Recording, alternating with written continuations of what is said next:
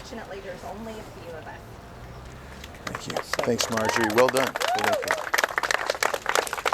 Thank you, Marjorie. Thanks, Louis, and thank Congressman Nels, and then the family members and the attorneys who are here. You know, there are several points that I want to emphasize.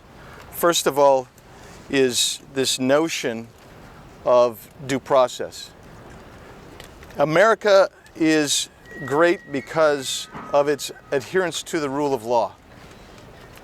And the rule of law indicates that everybody who is charged with a crime gets processed to protect their rights, just like we want to protect the victim's rights in any case.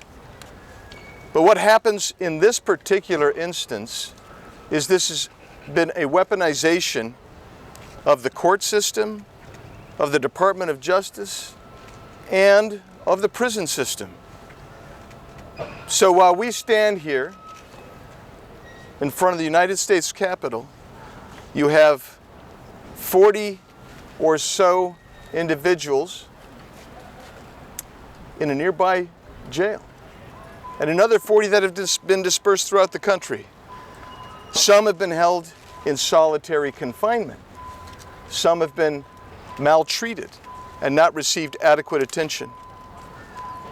But the real question ultimately is this: have they received due process? And the answer, of course, is no.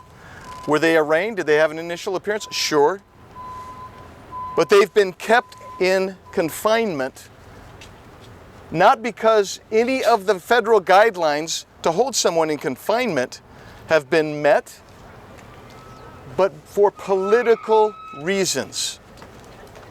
That should never happen in the United States of America. And yet it's happening right here in this capital, right in this capital city. It is absolutely a scourge, an embarrassment, a pox on this country. We should all be embarrassed by that. But we should be more than embarrassed. We should be outraged. And it doesn't matter if it's just these 40 or the other 40 elsewhere.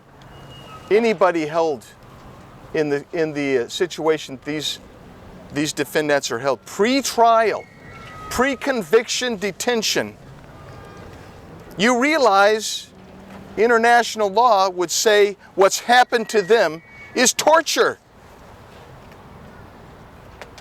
And yet we hold ourselves up as the bastion of freedom, the rule of law, and due process, but it's not happening.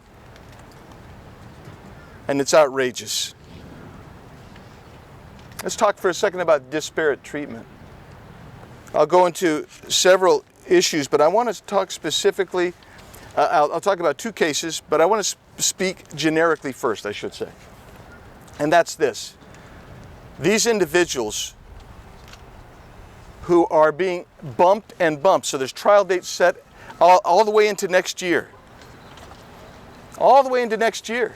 And they're not going to be released pre-trial. Why? Are they a danger to society? No. Are they a flight risk? No. Do they mean anything else? No. But they're going to hold them there because there's political animus towards these individuals. Now think about what happens if you cross our southern border. If you cross our southern border, you won't even be vetted because there's too many to vet, and they'd release you into the country. And we pay for you to go anywhere into the country. In the meantime, we keep these individuals locked up in horrific circumstances.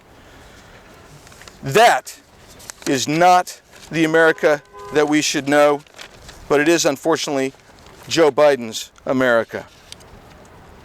So, John Earl Sullivan, an Antifa BLM leader who was filmed inside the Capitol on January 6th, only spent 1 day in jail. 1 day in jail. The hypocrisy here is outrageous. And let's talk about the tragic case of Matthew Pena.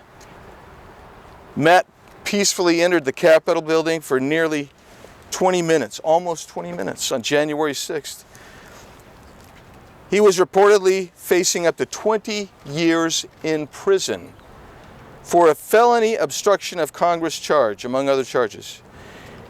He attended the rally peacefully because he wanted to exercise his First Amendment rights. He was no criminal, but he came to the Capitol and he went inside. He merely filmed and posted video of the rally on social media. He did not break, touch, or steal anything from the building. But even still, Matt endured months of emotional and legal mistreatment at the hands of the Attorney General Merrick Garland and Biden's corrupt Department of Justice. There were constant hearing delays, postponements, additional charges that dragged out for more than a year.